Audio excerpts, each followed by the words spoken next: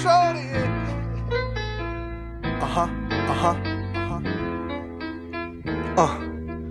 Listen, bright lights, plenty women, bottle out the bottle, so you know the boy spending. I'm chillin', New York Yankee on, looking for a bad bitch, trying to take her home. She chillin'. Welcome back to the Jay Davis Show. Our next guest is in the building, Leon Rogers. What's happening? What's going on, man? Thank you. Get a little more excitement out of you, brother. Man, Nah, you ready now? Listen here, man. I need a little bit more excitement, man. I've been walking around the building for like 3 minutes. Shout out to Crucial Conflict, my man. He's floating around. Yeah, he's floating around. He told me which way to go. I was riding like a zombie. Yeah, when you go up the elevator, you get high on each floor. This white dude really thought I was about to knock the joint off. He got nervous, pulled his phone out, dialed the 911. I said, man, I'm looking for Jay Davis Show. I want no problem. Finally got me over there. We appreciate it, man. We was out getting drunk. It was Perry's birthday last night. I'm still hungover. I can take the blame for it. So what was y'all drinking? Whatever they bought. Belvedere. Belvedere. I mean, bottles after bottles. What was y'all at? We were Dragonfly. actually at the game. So you just walked straight over here to work? Right. Just walked it off. Then wound up back here. Yep. Man, so Matt, tell us a little bit how you got started into comedy, man. Man, look, I got started in comedy way back in the day. I used to be in the military. I was stationed in Fort Sill, Oklahoma, 13 Bravo. Shout out to Bravo 1st and the 30th. Always near and dear to my heart. And I went to a comedy show where Michael Coyer was there. And when he got off stage, I told him, I said, man, I'm gonna do what you do. And this was his exact words to me. And I don't know, can we cuss on it? Watch this. Pussy hole. Yeah, oh wow, I'm freelance. I walked up to him and I said, man, I want to do what you do. And he said, well, motherfucker, do it. Don't talk to me. And walk off. So, like, I didn't take it as a diss. I took it as, like, you know, he didn't want to hear it, don't talk about it, be about it. Right. And all my buddies was like, man, you be making us laugh. We be out in the field, you should try to do comedy. Came home, got out the military, started working, and I said, let me go try to do some stand-up. And I did, and lost everything my first 2 years, man. Got evicted, lost my whip. Yeah, was fucked up out here. I was about to start selling dope. I'm talking about, I was so bad, I was finna bag up oregano and try to get over. I was gonna go up north, sell bags of oregano up north, and come back out south. Right, like, you know, please. I was, but you know, it worked out. Stuck with it. It's cool. If I had to do it over again, I would have did things a little bit differently. I would have kept my job until the comedy started paying, but I thought I was just going to get out there and make it. First time both of them paid me $25. I said, what's this? Condo people, it was like a hard on my door too. You better take your car. They didn't even sneak into it. They were like, we better come get it. And I was going to get it. Telling the neighbors and all. Let me get my shit out the glove compartment. Was your family happy with your decision? Well, actually, my father, you know, rest in peace, man, cussed me out. Because I was actually working for the Board of Education. I was a network engineer for them. I was making about $60,000 a year at 25, 26 years old. Oh, yeah. My father went off on me. This was the exact words. What the fuck is your problem? And I said, Dad, I'm grown. You can't, yeah, I know you grown. And then, nigga, if you fail, don't come back here for shit. You're going to be out on the street. And I was like, thanks, Dad. So that was a motivation. But you know what? And I can't get mad at that because a lot of young black men didn't have that. A parent never wants to see their child fail. And that was his way of saying, look, man, I'm proud of you, what you do, and I love you, but I don't want you out here messed up. You know what I'm saying? You know your mama going to be like, it's all right, baby. yeah, my father like, bitch, don't be in there consoling him. He ain't shit. That's how my dad was crazy. You go live with him too. You want to do comedy? She was like, just do good. And then stop talking to me. I was on the list for a minute. All right. Oh my goodness. All right, before we go even further, I want to confirm a story that was told to us last week by Baldhead. Okay. Baldhead, I bought shit up. Baldhead. And Sean Morgan went on a rant on Facebook, like, hey, y'all can hate on me all you want, even though Baldhead choked me out in the club, that ain't the worst thing. Yeah, that happened. Stop it right there. shout out to Sean Morgan. That's my guy. I love Sean, but this was, it was. I don't probably need to redo the whole story. Let's just say, feet was off the floor, and it's cool now. We all cool now. Comics are like brothers, man. We argue about a lot of shit, and this is when Baldhead was still in his gangbanging phase. He hadn't quite come out the gangbanging phase. He's out of it now. He's a comedian full time. I mean, you don't want to spark that gangbanging back up, but the gorilla got mad and backstage it was, and then what made it bad? Cherie Lucky, female comedian, sweetheart, that's my girl. All you hear is out the back. She sounded like that auntie. Baldhead, put him down, you gonna kill him. When you hear that voice, somebody get fucked out. Leave him alone, James. That's the voice of reason. This is what I want to confirm. He said that you didn't help right away. No, I didn't. I did. Listen, man, I learned a long time ago. When two grown men get into it, don't get involved. Let them handle it. Nobody gonna die on my watch. Right. But sometimes you gotta let shit happen. We all got boys that sell out and talk because they know you like we all out and I'm selling out to some cats for no reason. I know y'all got my back because y'all my guys. But one day you be like, just let them get fucked up for like 10 seconds. And we gonna go in there and be like, yeah, all right. That was enough. Bump it off, man. And so it was just at that point in time, man, like I was just like, yo, they gotta get this off their chest, they gotta handle it. And like I said, it happens with comics all the time. We like brothers. We around each other so much. You know what I'm saying? Shit like that happens. It's fine. We laugh about it now. You know? Not everybody. Not everybody. Somebody's not laughing about it. But we laugh about it, man. But that's my man. Shout out to Sean Morgan. I don't want to know because Negroes in Chicago or be like, I was on this show and I hated on my man. I love Sean Morgan. He's a talented brother. I love Baldhead. I don't take sides, man. We all, man. I'm politically correct. That's what's up. So, But he chose the shit out. He did. All right. That happened. You opened up for Ed Griffin, Yep. DL, Yep. Steve Harvey, Yep. Sid Burns. Pause though, how you brought that in. I did comedy before. You said I opened up. A lot of people take that a certain way. Oh, yeah. Hollywood, LA. Yeah. I don't have time for that. You did comedy with him. There you go. That's what's up. What about Patty, Aretha? Patti LaBelle, yeah. Aretha Franklin. I've had the pleasure Frankie Beverly Mays. of performing before numerous great artists, and it's a blessing. I always look at it as it's fun.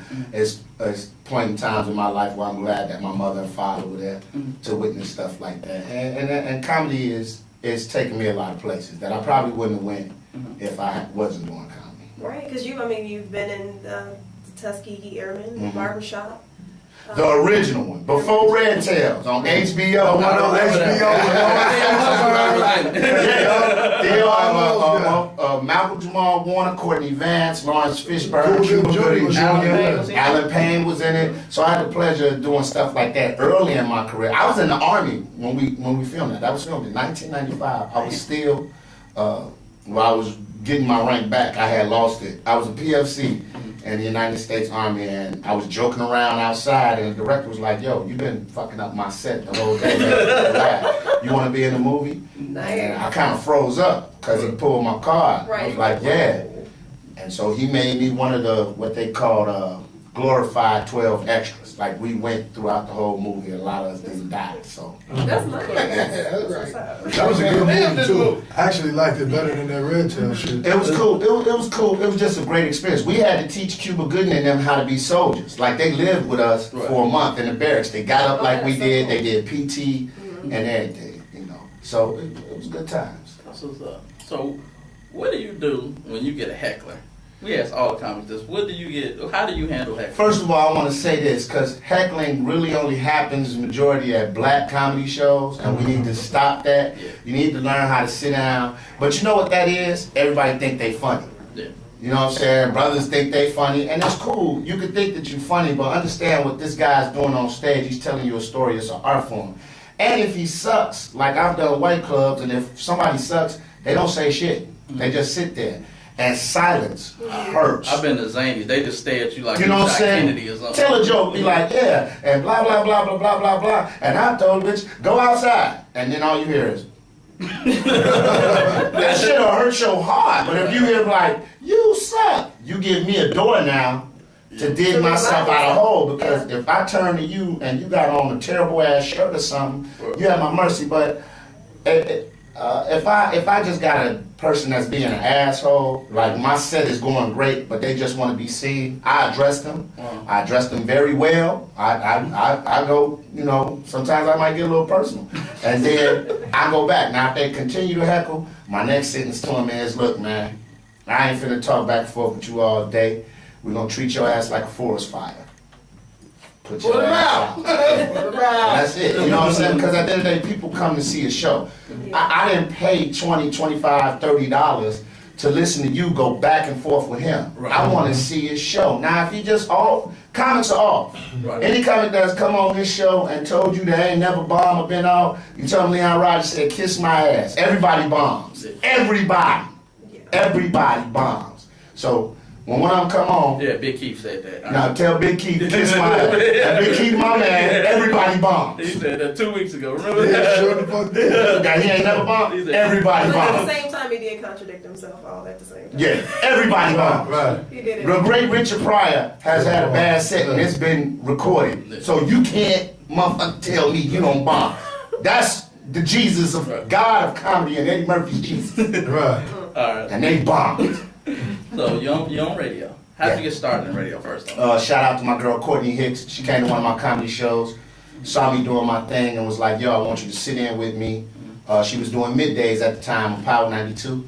Sat in with her a couple of shows, got good reviews. Jay Allen, brother who's the MD over there, music director, program director.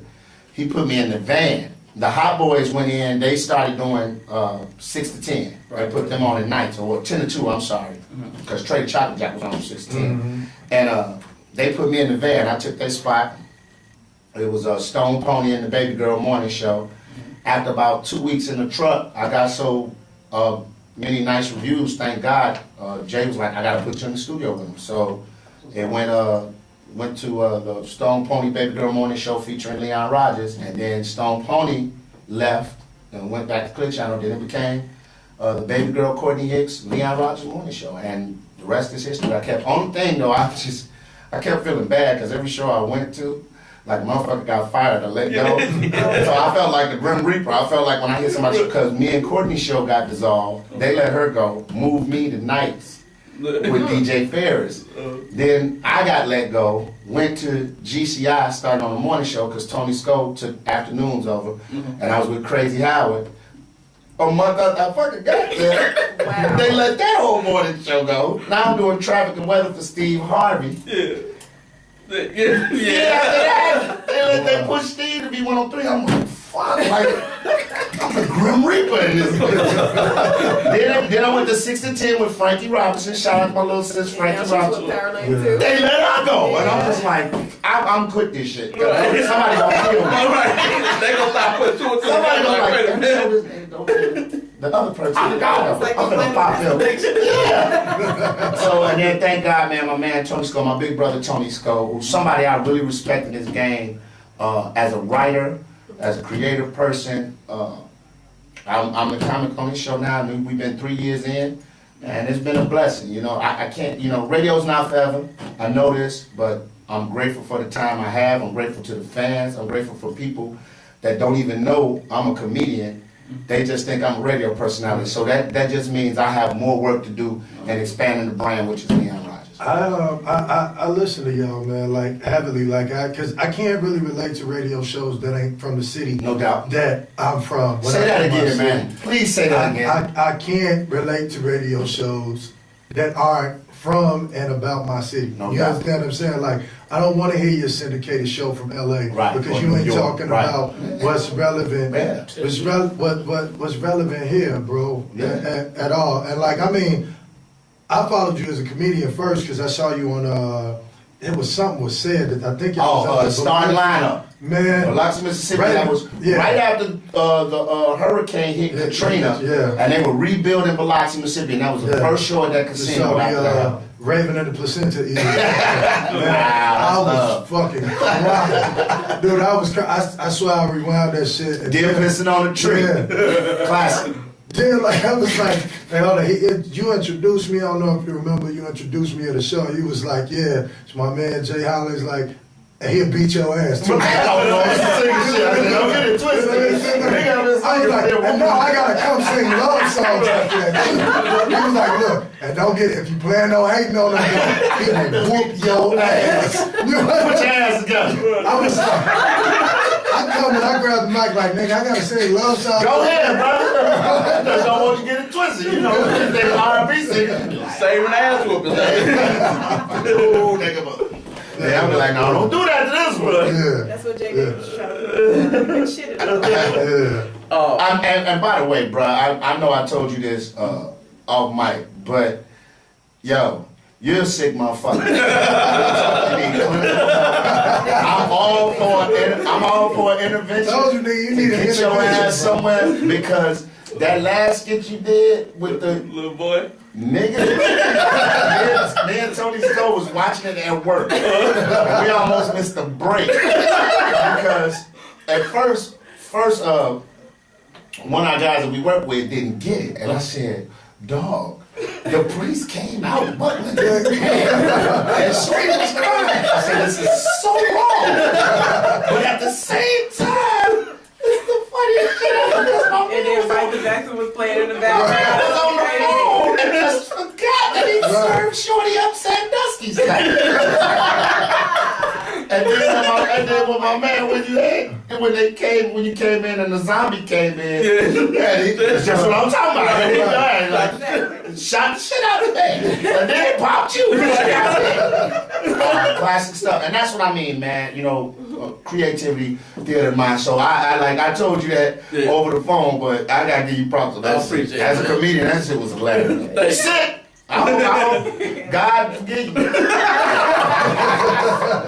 You better tie it out. We also know that you're into doing DJing and stuff. Yes, I am. So wanted to ask, what inspired you to get into that, and where do you see yourself going with that? You know, I always love music, and no disrespect to anybody at this table, because I don't know how old anybody is, but I feel like I came up during the greatest era of music, which was the 80s, the 80s. 90s. We just had new wave, R&B was still prevalent. Yes. You had the big hair rock bands like Scorpion, Poison, Whitesnake. So my thing about it is, all genres of music were represented and you knew it. So you could turn around and sing Michael Jackson, Off the Wall, and then you could turn around and sing Devo Whip It. Yeah, or Phil Collins There Tonight. And then you turn back around and do Earth, Wind, Fire, Shining Stars. So it was like a jambalaya of music band.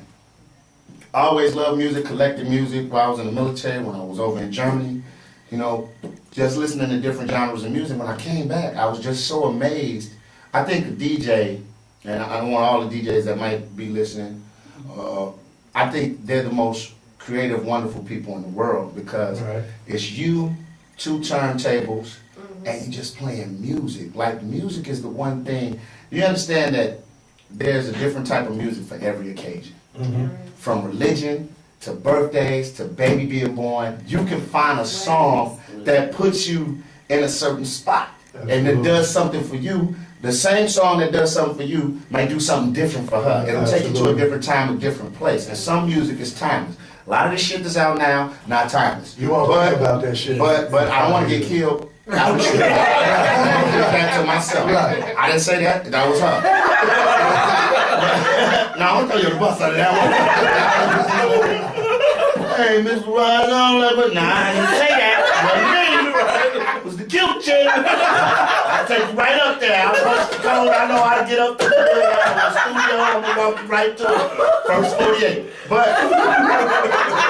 It's just so, after watching guys like DJ Ferris, who I have a tremendous amount of respect for, Voodoo Master, who I think is very creative, guys like V-Dub, who, when you hear V-Dub playing trap music, what a lot of people don't know, V-Dub was a house DJ. God, back in the day. Von Woods, that was crazy with it. So to watch these guys change and reinvent themselves like Madonna, I look at them just like my craft. And I never approached it as, oh, I can do that. Right. You know, I studied. I bought some equipment, spent the money, took the time, picked guys' brains, and I practiced like a whole year in my house before I even went public with it. And then slowly perfect your craft. Started doing it. And now, you know, and it's funny, you know, the whole Chicago hates you type thing. Yeah. I caught a little bit of that, but to me, I take it as flattery.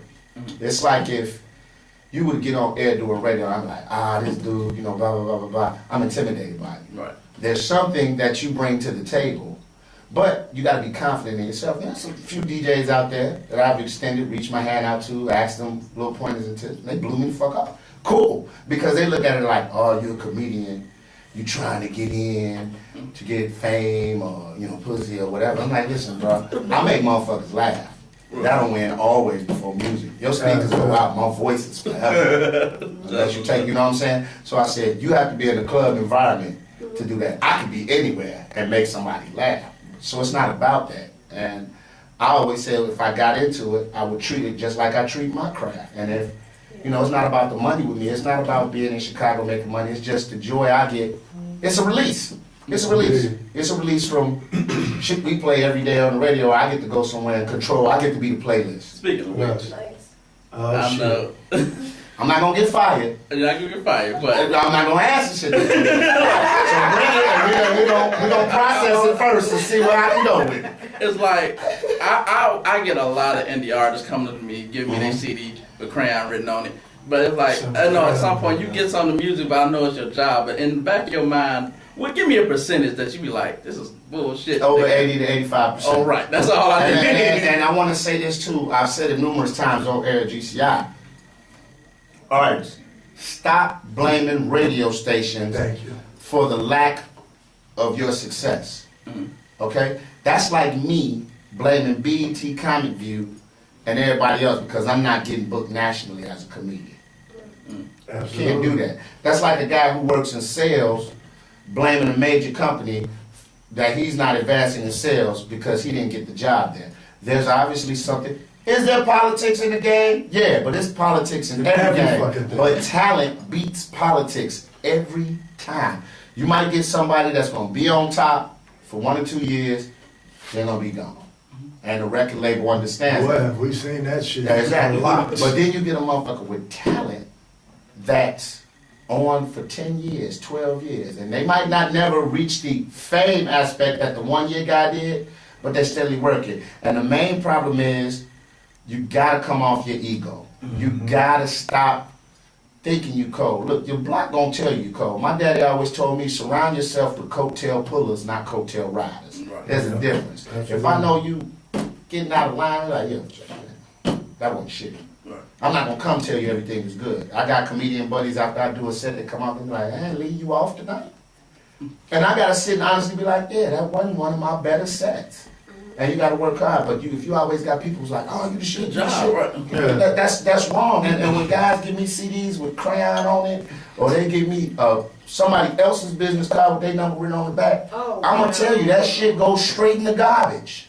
Because at the end of the day, and I hate using that overused phrase, your music is your business card. Absolutely. Your presence is your business card. Jay, come up right now and give me some. Leon, you know, this is my music. And he got a press kit.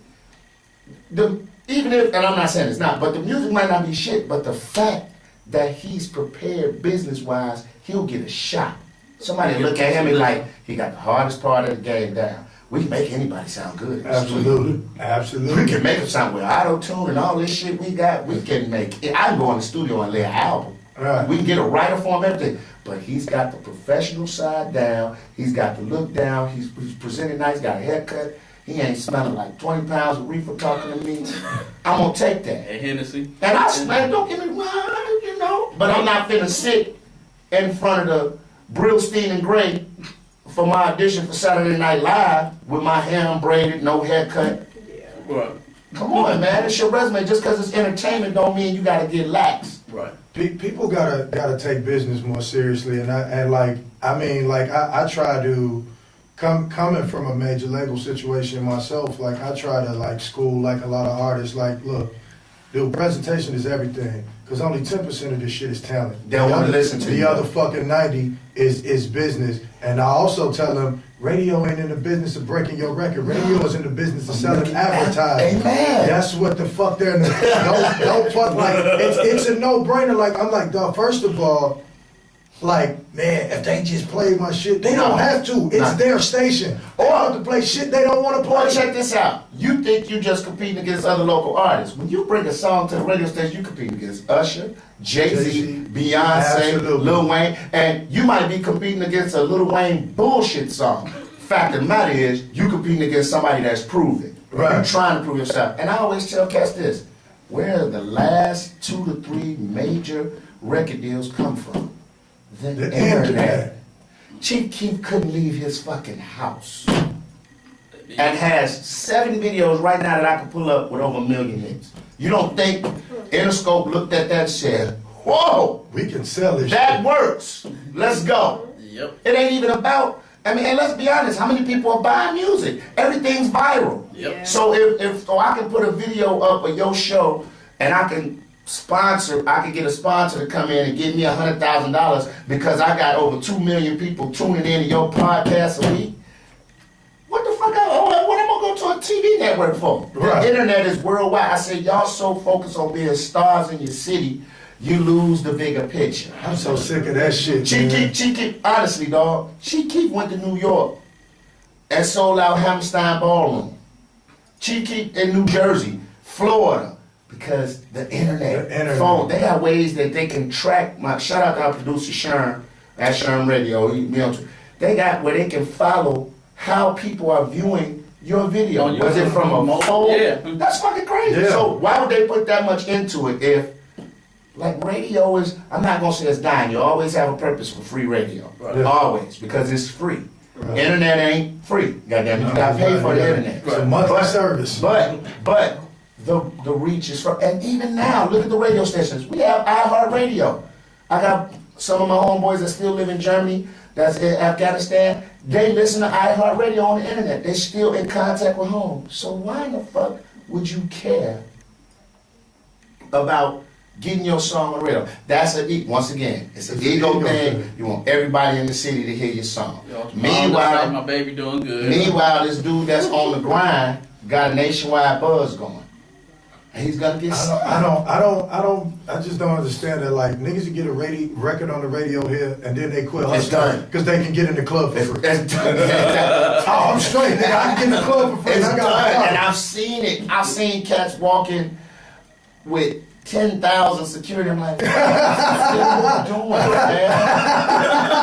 Really? Yeah, you know who this is, right? I'm We like, know exactly. and I tapped over. Yeah. I say, yo, man, come here, man. Like, I like you. I've tried, Dude, like- stop this shit, bro. I've tried. Nobody out Leon, And I ain't on that loud shit. It's like, come here, man. Come on. Leon, Fam. I try to have the same discussion with this particular person, and they I wouldn't just had a hear me. motherfucker put their hand in my chest to stop me from coming over here to talk to you. Fuck out of here. Wow. Don't do that. Don't- Can't reach out to you. Yeah, it was different. I don't never want to be, the day I feel like I can't be accessible to anybody here in Chicago, Right. I'm fucking moving. Right. You know what I'm saying? The day I can't walk on foot, like we got a show, we're at the Harold Washington Cultural Center tonight, you know what I'm saying?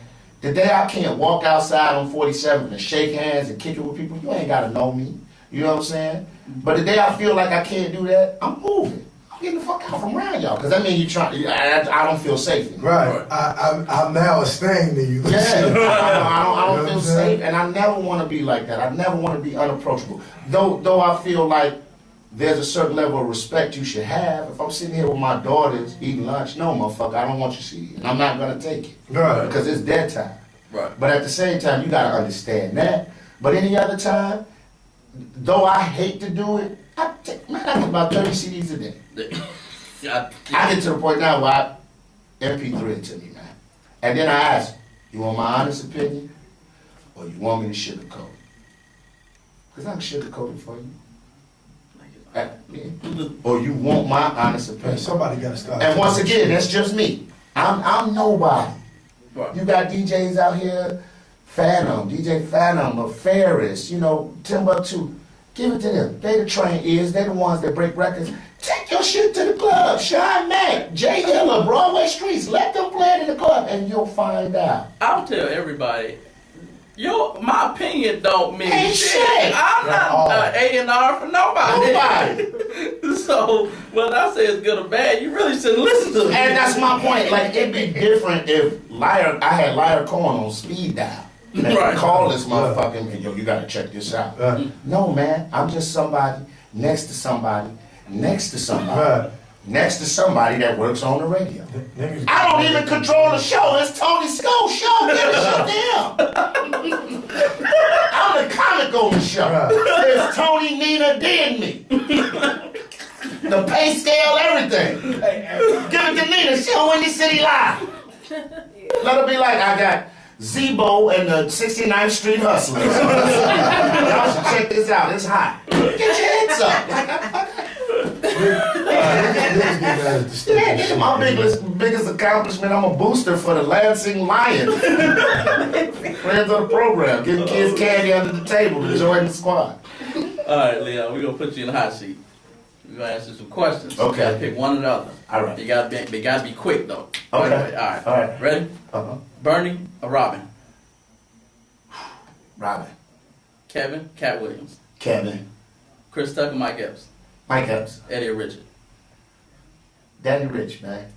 Now, hold on. That shit, the Mike Epps, Chris Tucker ain't fair. Are we saying just stand up or we saying on Friday? Who would you prefer better? On Friday or stand up? stand Stand up? up. Mike Epps. Okay. Okay. Because it'll be different. Because if you said Friday, I'm going Chris. Right. Smokey was the shit. Yeah, well, That's why, hold on. Public service announcement. If y'all happen to listen to this, don't remake fucking Friday. Leave it alone. Yeah. It's done. Everybody fucking old. Tiny can't even talk on the Coors He might Light. go to jail. He got like a case. You are cold than influenza. Like, I don't want that nigga doing the whole movie. You are colder than influenza. No, I don't want that. Mama. Eddie or Richard? Daddy Rich. All right. Jamie or Martin? Jamie. Deion Cole, Corey Holcomb. Ooh, you motherfucker. I'm just have to plead no contest to that one. I refuse.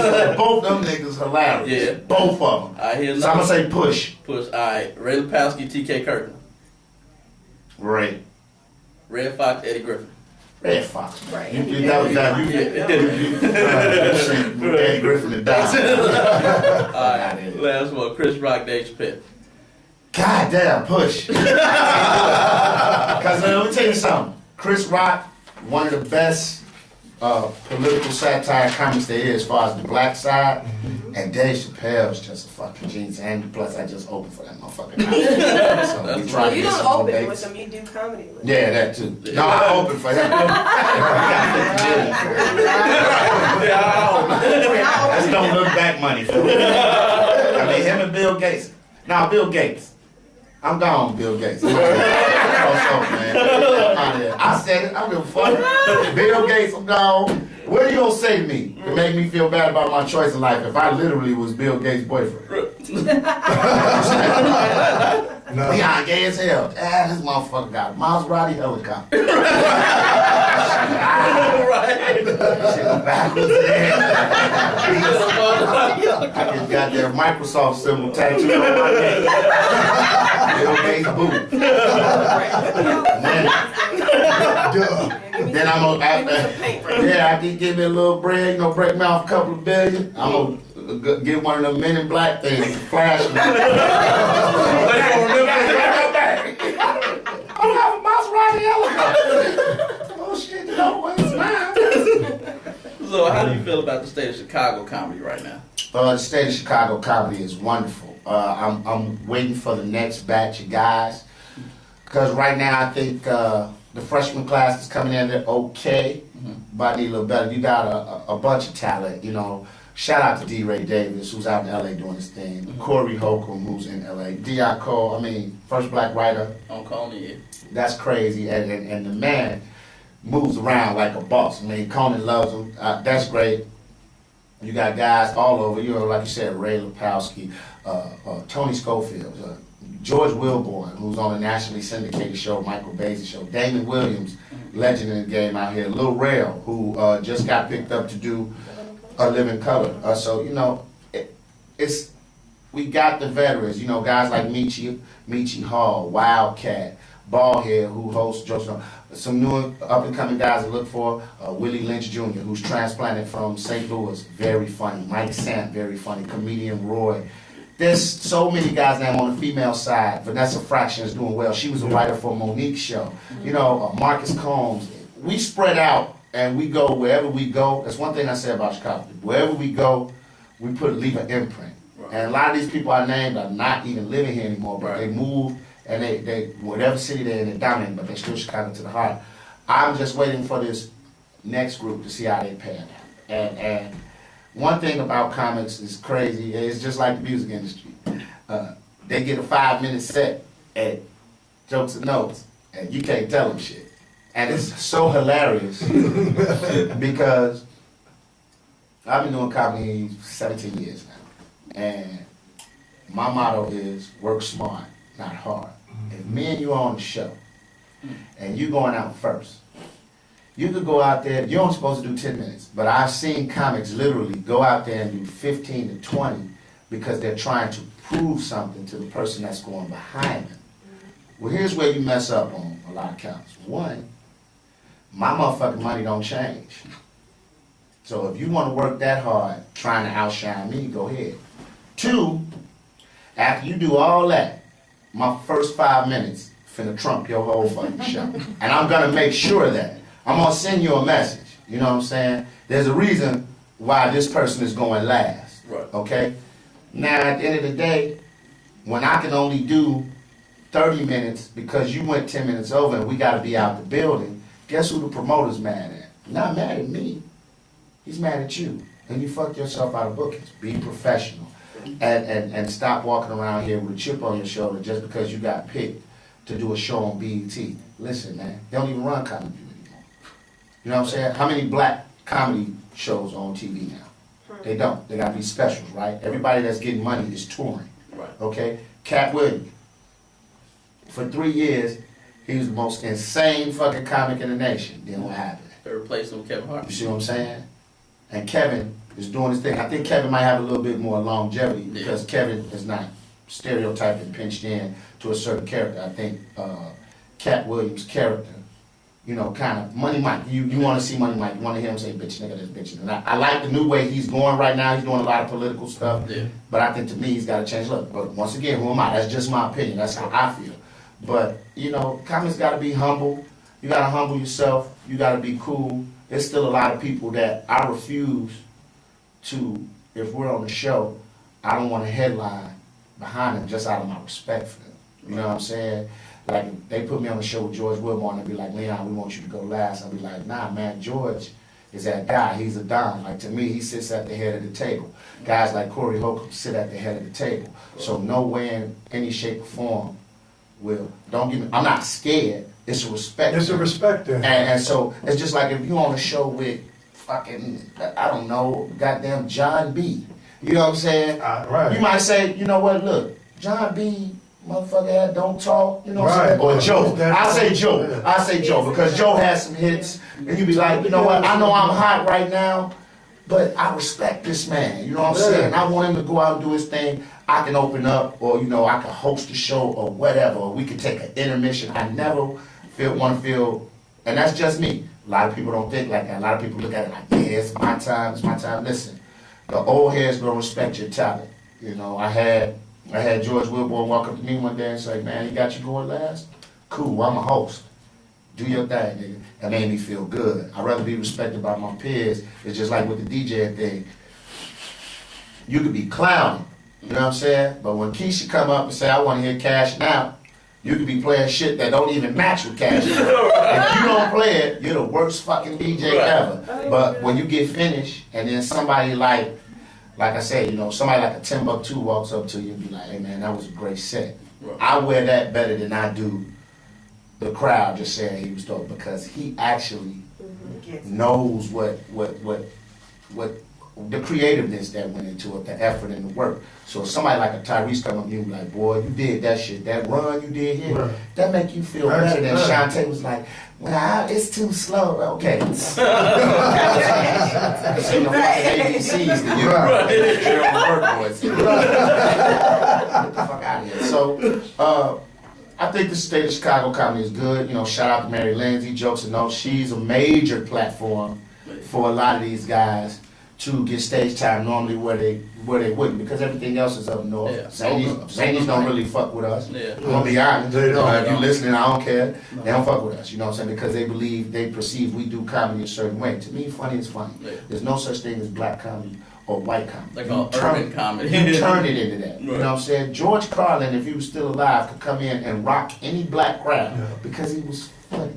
Just like Richard Pryor didn't just perform for black people. Now I do get it. There are chitlin circuits. There is a chitlin circuit where it's clubs, where you know, and then 9 times out of 10 in clubs there's a bar that has a comedy night. Right. Yeah. But to say black comedy and white comedy, I believe all comedy is funny. When you start putting a color on it, that's when you make it fucked up. You know what I'm saying? You know, we got white comics like Ray Lapowski and Gary Owens, who are successful on the black side and the white side. Now, I do have problems sometimes with some of the content, but that's even with some of our black comics. You know what I'm saying? Like, and then that just came with age, because I used to be guilty of it. Nigga this, nigga that, nigga this, nigga that. You know, you kind of learn, like, I want to be able to do any set that I'm able to do in front of my black brothers and sisters. I want to be able to go do it in front of 4,000 Mormons at BYU and still be funny. So Right. that's how I try to write.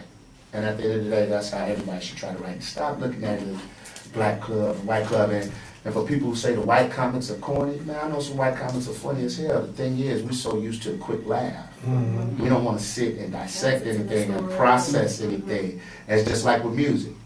We used to 5 syllables per bar now. You know what I'm saying? Going to the stove. Yeah, going to the stove. Going up, buy some cheap toast. Get some cheese sauce. And you know that I'm the boss. When I get my great pop, and I get my great pop, nigga, try to take my pop. Pop. And no brothers, turn up, you know what I'm saying? But if somebody is spitting some bars on something and they going hard, man, that cornball shit, man, I ain't trying to hear about that backpack shit. Backpack shit, which means you went to school. Right.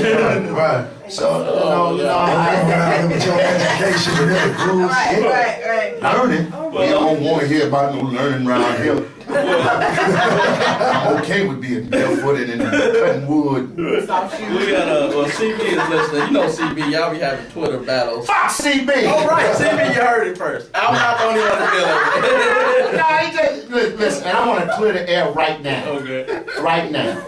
Okay? Because I got to get out of here with my people details. I'm going to clear the air right now.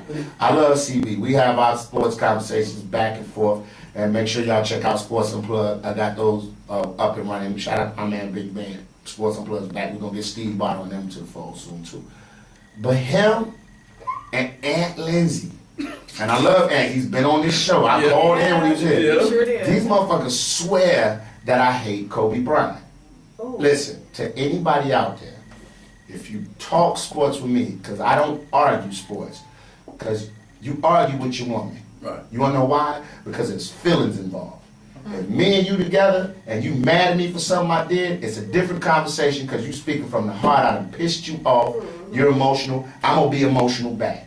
If I'm talking with him about fucking sports, I'm not finna get emotional because it's a debate. Right. You know what I'm saying? If that's the case, Malcolm X would have been slapped the shit out of a lot of people. Right. I debate sports with people, and the passion and the love for Kobe is so great Man, CB be holding that they motherfucker, they will motherfucking like. One day, the Ed just told me, like, man, you a fucking Kobe hater. I said, hey. I love Michael Jordan, but I'll never preface a debate with, I think Michael Jordan's the greatest in the world, and then try to have an argument, because everything you say after that is irrelevant. It's going to be biased. If there were flaws in Jordan, like I'd be the first to say, Kobe at a certain age in his career, at Jordan the same age, Kobe was better. But in the body of work, Jordan's better. LeBron. I say it all the time. That's why when people jumped on Scottie Pippen, I said Scottie was not wrong with what he said. It's just the emotion, your feelings are hurt because he played with Mike, he won 6 titles. Was that something he should have said out loud? No. I would have kept that shit to myself. Right. But in saying that, LeBron James is a better overall player than Michael Jordan, it's not a lie. He can guard 5 different positions on the court. He's bigger, he's stronger. Now saying who's the better scorer, better clutch player? Michael Jordan. All day. Most individual accolades, Michael Jordan. That shit don't lie, even against Kobe. More accolades, Jordan. When they used to say, well, Kobe did this and that, I said, but Kobe's went to the finals twice and lost.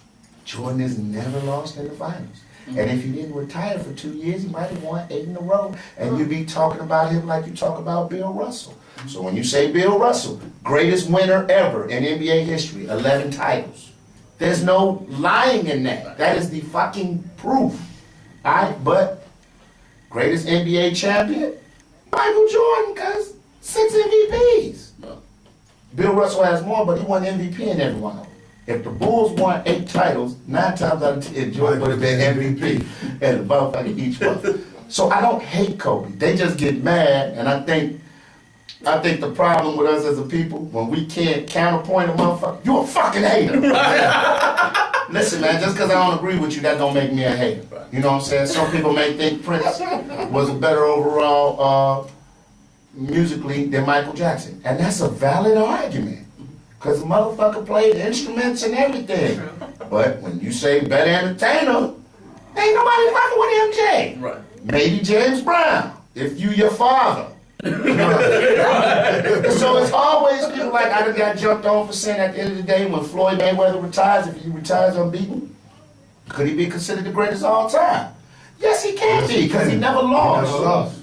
Yeah, Ali, motherfucker. Listen, man, I can't fault somebody from when they was born. I'm a free black man, but goddamn it, if I was born back with Soldier of the Truth, that don't mean I couldn't have ran the railroad too. Like, you can't do that. So I said, objectively, when we create a parallel, yes, okay, Ali threw a gold medal on the guy. Ali was more of the people's champion. He fought, in your mind, better competition. That was competition then. Can't control what's out I can't control that, but stop saying that this dude got to fight Manny Pacquiao to determine that he the greatest. That motherfucker got 3 losses. Right, that's what I keep telling motherfuckers. Like, they not even on the same plane, dog. Period. They not on the same fucking plane. But you know what? At all. Cool. I just want to see the fight. I do too, but Sure. now, I'm tell you what. It's irrelevant. This next fight against Marquez, which is number 4, which out of the Marquez 2, I agree they beat 2-2. Or they might be, well, Pacquiao might be up 2-1 and a tie and a draw. But if Marquez either draws him or beats him on this one, the fight with Mayweather never happened. Because Mayweather be like, why do I have to fight you? Well, I destroyed Marquez. Destroyed Marquez. He drank his piss and everything, and I still whooped his ass. Why am I gonna fight you now? And you can't beat this man. So I want to say to my brothers, I love them, man, because they talk basketball good. But when it comes at Kobe, man, if they had pistols, I'd probably been shot. But I do want to thank I Am the Real CB for his donation to the Ashley Rogers Braces Fund last year. Nice little $100 he gave me on, I bet we had on Twitter.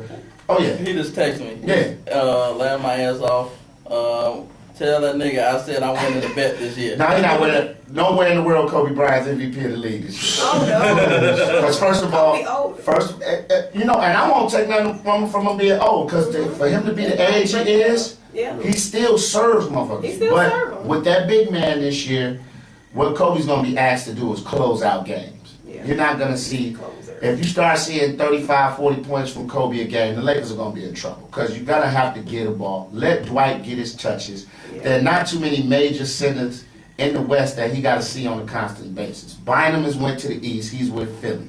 So who basically does he have to see in the West? Let him dominate the paint. Let Paul Gasol get off. Then Kobe, if the game's within 2 or 4, your legs are rested because you ain't had to work all day, be the closer. Close your shit out, you know what I'm saying? And then you gotta hope Steve Nash and these guys stay healthy. It's just like my friends who believed actually last year that the Bulls, even with Derek, were gonna beat the Heat. I'm not a Heat I fan. knew they weren't. Sorry. But y'all gotta get Derek some help. Yeah, he needs help. Didn't Yeah. I just talk about They the need Bulls? help. I remember Is the it? championship. He needs help. Yeah. Isn't this a they recurring can't get thing? right for some reason. He They needs just help. can't quite. He get needs another together. star. He just Yeah. said if he can make Dwight a champion, he's the MVP. Now you and see then that's when I hit him with this. Now you fucking reaching. now you're basing one of the most prestigious awards in sports off of making Dwight better. Fuck out of here. If that's the case, LeBron should win MVP every year. Yeah. Cause he get everybody off. Pause. Oh yeah. Let's give a nice J. Davis show. Fuck you to CB. Fuck you, CB. Even C. Walker That's my said brother. it. He texts me happy birthday today. Even though he Damn, birthday. CB. But once again, I thank him for the donation. All right, that's Ashley CB Rogers. Papa said fuck you too. Fuck you, CB. Look, there's a nigga outside with a sign. CB, how you get up here? For the rid of the crane.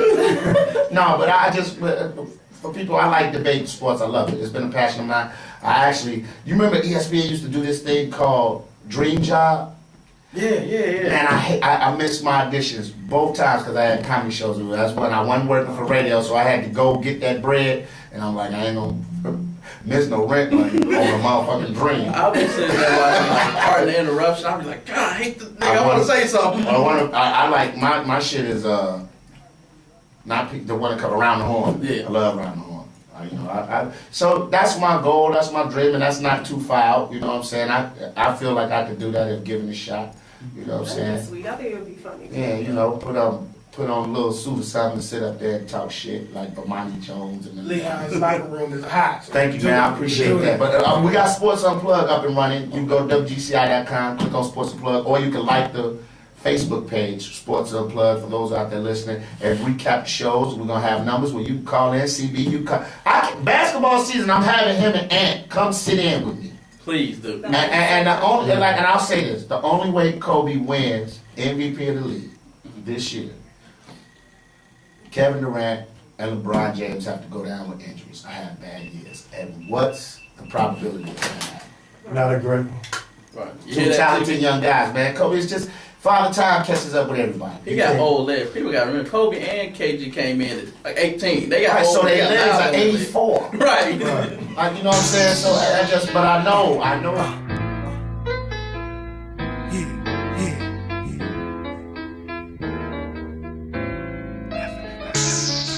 We don't need no patrol here.